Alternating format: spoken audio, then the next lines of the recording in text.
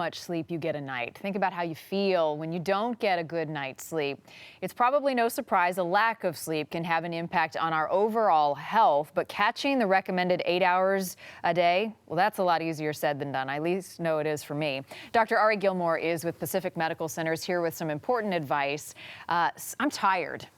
We're all tired. I don't think you're the only Brian one. and I think together we get a full night's sleep. So is 8 hours still what we should be getting a night?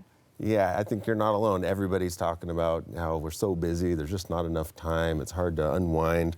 And we still want people to get between 7 and 9 hours. There is some variability, but people should be waking up feeling rested, and if they're not, they should think about what they can do to make that better. Okay, so we were exchanging emails and sleep hygiene, that term came up. What does that mean? Yeah, that's what we talk about when we're talking about training the brain for proper sleep. So just like you might take care of anything in your life, you can do things that help your brain get ready so when you lay down, it's a comfortable process. You're not lying there with insomnia and worries fighting through your brain. So it sounds like we need a routine. Same thing every night? Yeah, trying to put some things in place that are really consistent that can help you sleep.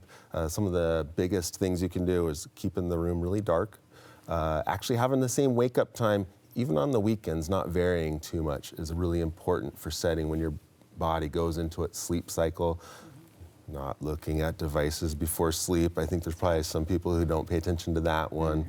And using the bedroom just for sleep and intimacy. If you're doing work or you have children who are doing their homework by their bed and then they're complaining about not being able to sleep, well, you got to do that work somewhere else.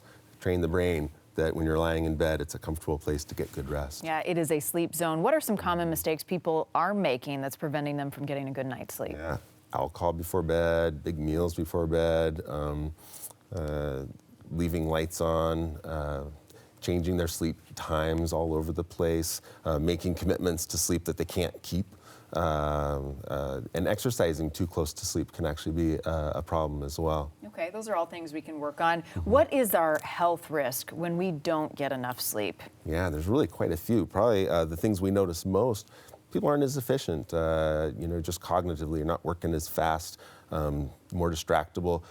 Huge amount of impact in traffic accidents with being too sleepy. Probably almost as important as people using their phones. And overall, mortality is quite a bit higher.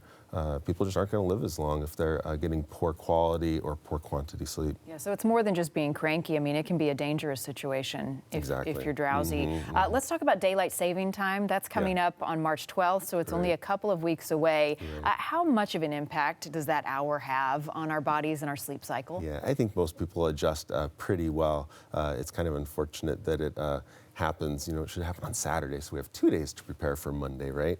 I know, right? No, I mean, the hour does impact some, especially in the fall when we switch over and we lose some light. Right, exactly. That can impact you.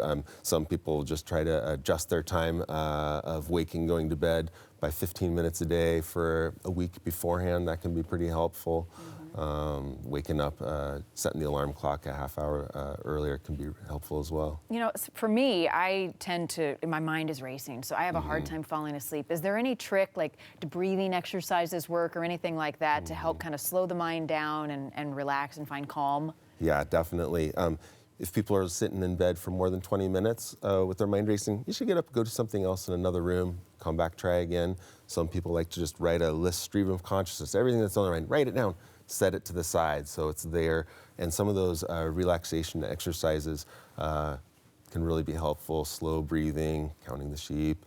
Some people really find there's some online resources that people can look at. There's one, CBT for Insomnia, that's a very helpful website where it goes through different type of progressive relaxation techniques.